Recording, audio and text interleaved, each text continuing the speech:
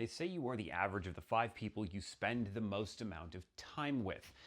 And that tends to be relatively true most of the time. I have heard, though, that you may also be the average of the 5 streamers or podcasters that you listen to as well, which may not be quite as good.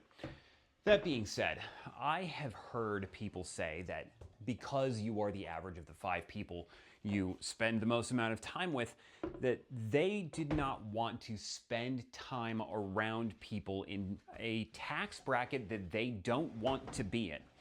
That is to say, this individual would rather spend time with people wealthier than them to try and become more wealthy financially.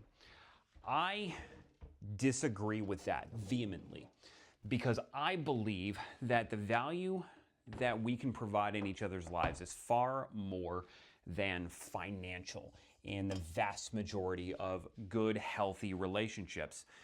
And I don't think that it's a good idea to treat your friends as a means to getting richer. I have a decent amount of friends. The people I speak to the most are guys that I go to church with, my brother, my dad, and the pastor of my church, a guy that I know from the internet that I speak to a lot, but I have never met in person. I don't know what their tax brackets are. I don't really know how much money they make.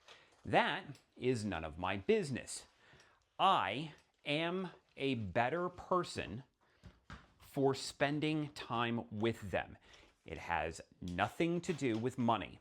It has everything to do with the fact that they are close friends who encourage me to be a good husband and a good father and help me learn about myself and how to improve my life. And I try to do the same for them.